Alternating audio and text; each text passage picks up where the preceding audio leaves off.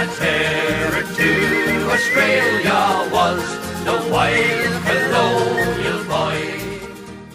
A lucky escape from the clutches of the police at Mutt Billy, and Ben Hall needing time to recover from his wound, the gang didn't appear again until the 6th of March 1865, still unaware of the pending law to end their career. The gang next held up the mail coach from Sydney at Geary's Gap near Goulburn, where they took passing travellers hostage for some hours before the coach arrived. As the coach climbed the steep incline to the top of the gap, the gang struck. Walking ahead of the coach, as was the custom on steep inclines, a Mr. Davis was called on to stand by Gilbert, or they would blow his head off.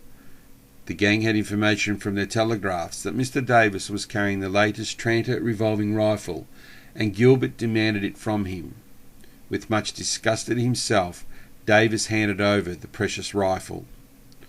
The gang next appeared on the 13th of March in company with a new member, believed to be Braidwood local Thomas Clark, who himself with his brother John will pick up the bushranging mantle after the demise of the Hall gang, and they would end their days on the Darlinghurst gallows. For now, though, the gang would attempt to hold up the gold escort at Major's Creek near Araluen, setting an ambush once more at the top of a steep rise. As the wagon approached, escorted by 4 troopers, and without warning, the bushrangers opened fire. One of the first bullets fired struck Constable Kelly in the left breast, passing through his body. Kelly, blown off his horse and bloodied, dragged himself to the side of the road, drew his revolver in defence of the gold. Constable Byrne moved to cover the wagon, and was struck and wounded in the foot, as Constable Stapleton and Galligan moved quickly to outflank the bushrangers and create a crossfire. The gang, outmanoeuvred, retreated to their mounts and fled, as a party of miners arrived to help defend the gold escort. Kelly and Byrne survived their wounds, and the gang were very lucky not to have another murder on their hands. After the failed robbery, Clark left the gang and didn't ride with them again. At dawn on the 18th of March, Ben Hall, Gilbert and Dunn had another close encounter with armed troopers.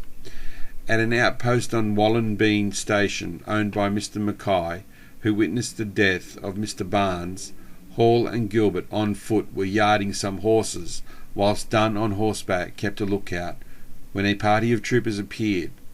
Hall and Gilbert bolted into the bush quickly, followed by Dunn. The police gave chase and closed to within 70 yards, when the bushrangers turned and opened fire. The troopers dismounted and a gun battle ensued, with distances covered of between 50 and 200 yards, as the bushrangers retreated further into the scrub. Gilbert, using the Tranter rifle taken from Mr. Davis, shot and wounded Constable Keane in the shoulder. But in the act of firing, Sergeant Murphy fired his rifle and shot Gilbert in the right arm. But the 3 escaped and made their way to a shepherd's hut, where Gilbert received attention to his wound, and Hall and Dunn went on foot to hold up Bagan Station, to re-equip with horses and weapons, then returned to Gilbert. For the first time in a while the gang rode into Forbes on the evening of the 25th of March, and robbed Jones's store on the corner of Rankin Street and Caledonian Road of £82. After Mrs. Jones abused them, Gilbert returned the silver coins. The gang then rode off into the night. On the 27th they raided another station, Barramble, where they stole horses and had a meal prepared and read the latest newspapers and learned of the impending Felons Apprehension Act. At the same time as Ben Hall was raiding the western districts, another bushranger devastated the southern districts around Wagga Wagga and the more central parts of New South Wales. He was Daniel Morgan. There is no collective evidence that Morgan either knew or met Ben Hall or the other gang members, although he did enter their area of operations on occasions. He was a loner and rarely teamed with others. The cold-blooded killings and attacks committed by Dan Morgan had become so oppressive that he too would fall foul of the Felons Apprehension Act, as the ordinary powers of the police utterly failed to check his atrocities, and the reward for his capture was increased to £1,000. After more heated debates in the New South Wales Parliament, The Felons Apprehension Act Bill was passed into law on the 8th of April 1865, and on the 12th of April 1865 the Attorney General filed charges against Ben Hall, John Gilbert and John Dunn, calling on them to surrender themselves at Gilbert Jail by the 29th of April 1865 or be proclaimed outlaws, although this proclamation would still take some weeks to come into force. The summons was printed in the New South Wales Government Gazette and all local newspapers of the day. By its provisions, any known bushranger would also be called on to surrender or be declared an outlaw, and was also liable to be shot by any person.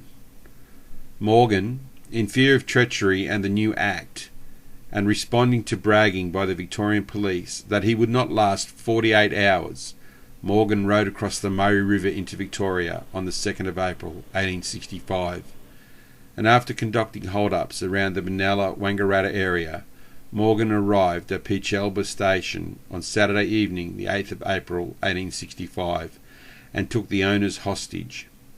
After food and rest, and on the Sunday morning, the 9th, at 8 o'clock, and seemingly unaware of the police presence surrounding the station, Morgan appeared and made his way to the stockyard to select a horse, when an employee defied the police order not to shoot Morgan, or if necessary to only wound him, fired.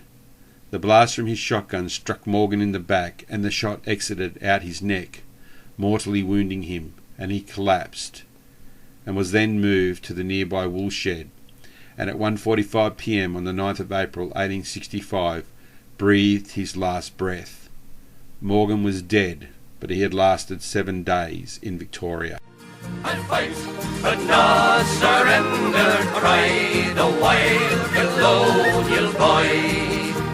He fired a shot at Kelly, which did bring him to the ground, and he fired point blank